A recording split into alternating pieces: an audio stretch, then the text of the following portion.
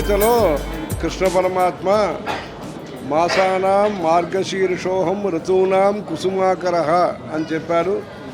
నేను మార్గశీర్ష మాసంగా ఉన్నాను అని చెప్పారు. మాసంలో అంటే అనగా ధనుర్మాస స్వరూపంలో కృష్ణ పరమాత్మ అనుగ్రహం చేస్తారు. ఈ ధనుర్మాసంలో అంటే డిసెంబర్ 15 నుంచి జనవరి 15 వరకు ఉండే ఈ సమయంలో ఉదయంలో ఆ దేవతలకి మనము అభిషేకము, అర్చన, అలంకారము, హారతి ఇస్తే దేవతల యొక్క ఆశీర్వచనం మనం పొందుతాము. ఇది ప్రతి గ్రామంలో కూడా నామ సంకీర్తనం చేస్తారు. ఈ ధనుర్మాసంలో ఉదయంలో రామనామము, ఇంకా శివనామము, ఇట్లా నామ సంకీర్తనం విశేషము. ముగ్గులు వేసి ఇంటి ముందు ఆవు పేడ పెట్టి, ఆవు పేడ పైన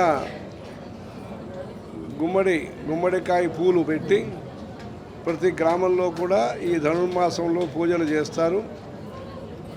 ఆరుద్ర నక్షత్రము పరమేశ్వరుడు యొక్క నక్షత్రమైన ఆరుద్ర నక్షత్రము ఈ ధనుర్మాసంలో వస్తుంది. ఆ రోజు అభిషేకం విశేషంగా నటరాజస్వామికి, మన చంద్రమౌళీశ్వర స్వామికి విశేష అభిషేకాలు జరిగినాయి. అలా శివకేశవుల్లో ముక్కోటి ఏకాదశి కూడా ఈ ధనుర్మాసంలోనే వస్తుంది.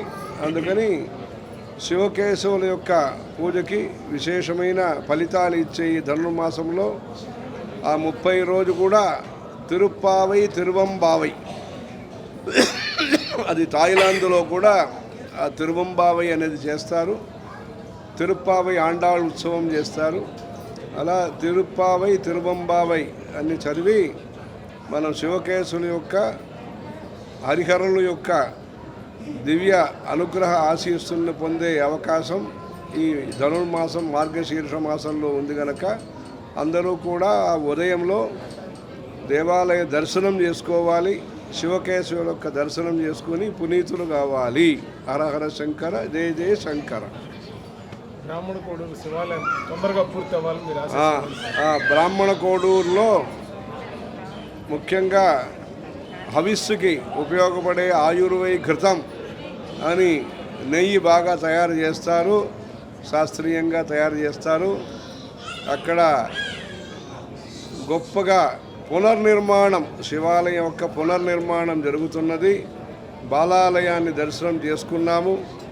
అక్కడ త్వరలోనే జీర్ణోద్ధారణ కార్యక్రమం, పునర్నిర్మాణ కార్యక్రమం నిర్విఘ్నంగా కొనసాగి అక్కడ జరుగుతున్న సామాజిక ధార్మిక కార్యక్రమాలు కూడా, గో సంరక్షణ సహితమైన కార్యక్రమాలన్నీ కూడా విజయవంతంగా మంచిగా ప్రజలకి రామినేని ఫౌండేషను, పరివారము అందరూ కూడా, నాగభూషణము, వారి మీద ధర్మ ప్రచారం ఎంత మంచిగా జరగాలని కంచి కామాక్షి వారిని ప్రార్థిస్తున్నాము.